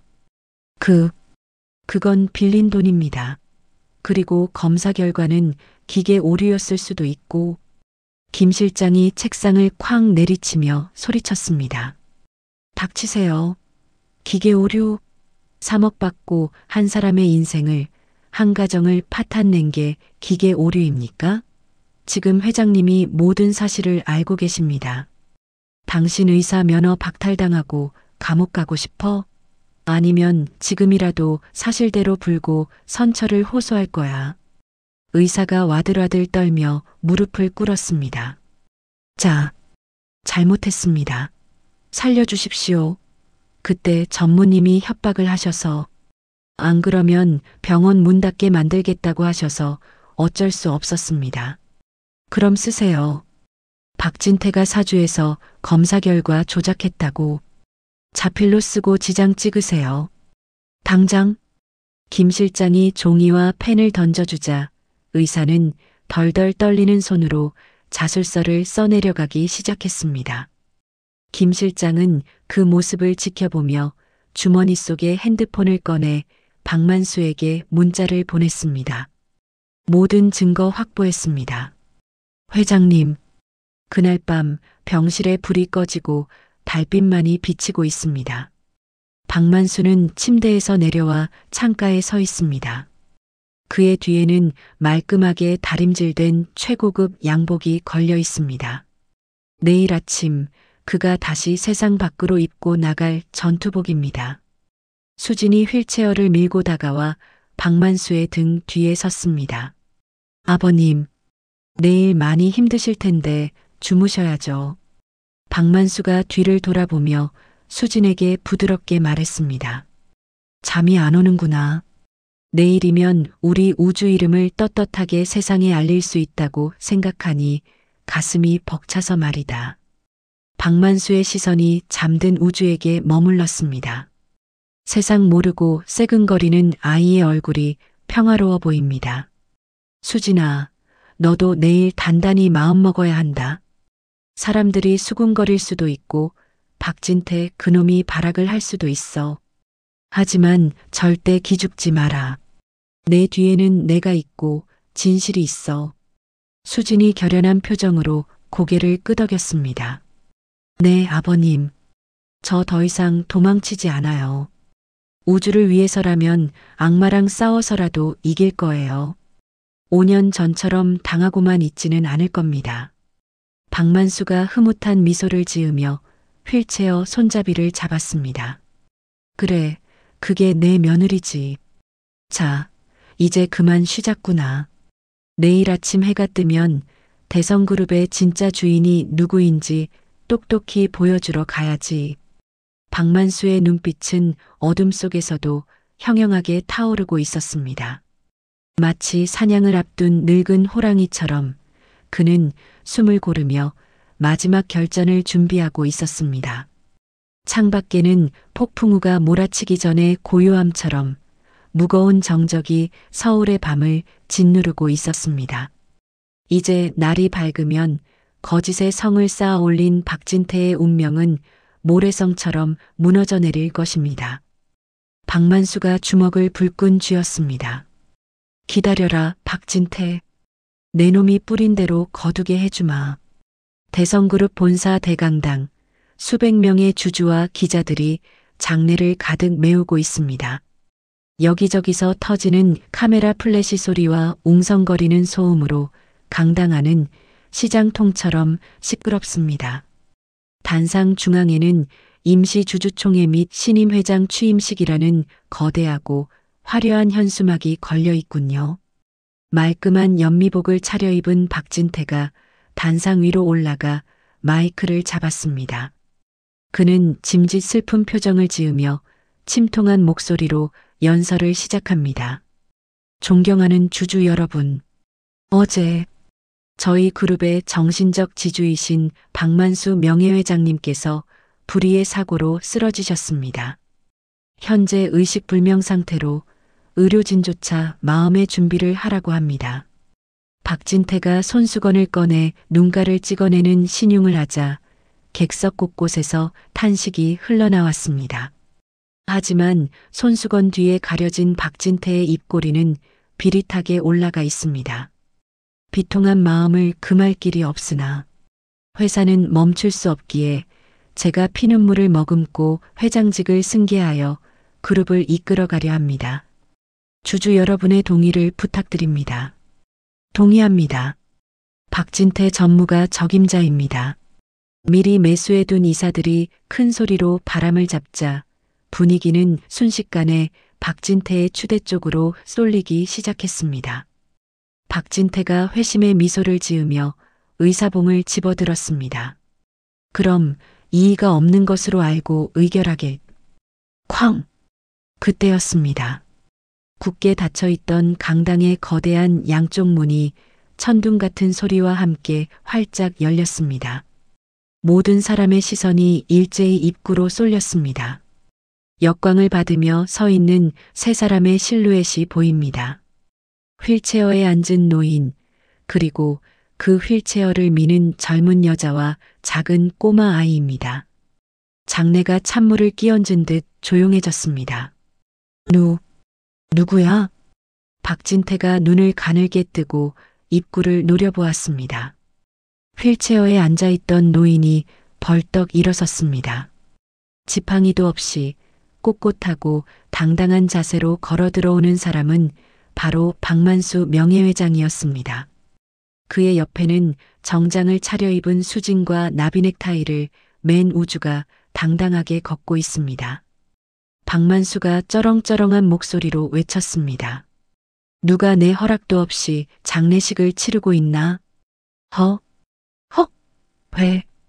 회장님? 박진태가 들고 있던 의사봉을 바닥에 떨어뜨렸습니다. 사색이 된 얼굴로 뒷걸음질 치다 단상 모서리에 부딪혔습니다. 이게 무슨, 분명 의식불명이라고. 박만수가 주주들을 해치고 단상 바로 앞까지 걸어 나왔습니다. 기자들의 카메라 플래시가 미친 듯이 터지기 시작했습니다. 박만수가 단상 위에 있는 조카를 쏘아보며 호통쳤습니다.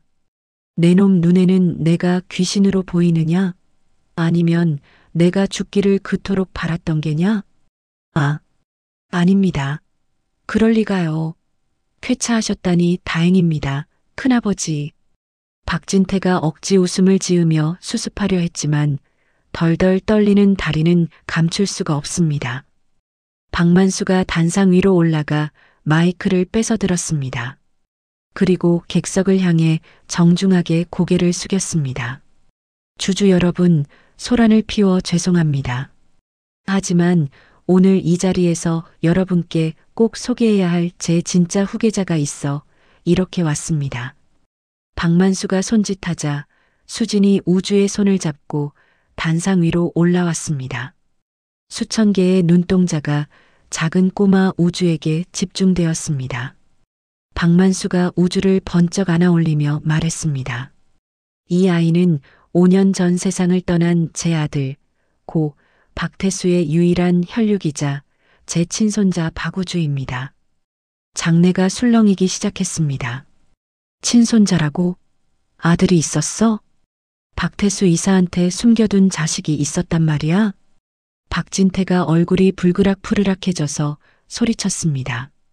거짓말입니다. 저 늙은이가 노망이 났습니다. 태수 형은 자식이 없었어요. 저 여자는 사기꾼입니다. 박만수가 김 비서실장에게 눈짓을 보냈습니다. 김 실장이 노트북 엔터키를 누르자 강당 정면의 대형 스크린에 화면이 띄워졌습니다. 화면 왼쪽에는 죽은 박태수의 어린 시절 사진이, 오른쪽에는 현재 우주의 손목 사진이 크게 확대되어 나왔습니다. 두 사진 모두 손목 안쪽에 선명한 별 모양의 붉은 반점이 박혀 있습니다. 보십시오. 이건 단순한 흉터가 아닙니다. 우리 가문 직계에게만 나타나는 유전성 혈관 기형, 즉 핏줄의 표식입니다. 박만수의 설명에 이어 화면이 바뀌고 유전자 검사 결과지가 띄워졌습니다. 박만수 마이너스 박우주 친자관계 성립 99.9998%. 객석에서 탄성이 터져 나왔습니다. 세상에, 진짜네. 99%면 빼도 박도 못하는 거잖아. 박진태가 식은땀을 줄줄 흘리며 악을 썼습니다. 조작이야. 저거 다 조작된 거야. 저 여자랑 짰어. 박만수가 비웃으며 다시 한번 김 실장에게 신호를 보냈습니다. 조작? 그래, 누가 조작을 했는지 한번 들어보자꾸나. 스피커에서 지직거리는 소음과 함께 익숙한 목소리가 흘러나왔습니다. 바로 어제 잡힌 용역 반장과 5년 전 의사의 목소리였습니다. 박진태 전무님이 시켰습니다. 3억 줄 테니까 유전자 검사 결과 불일치로 만들라고요. 그 여자랑 애새끼 실수로 위장해서 묻어버리라고. 내일 아침 뉴스에 사고로 나오게 해.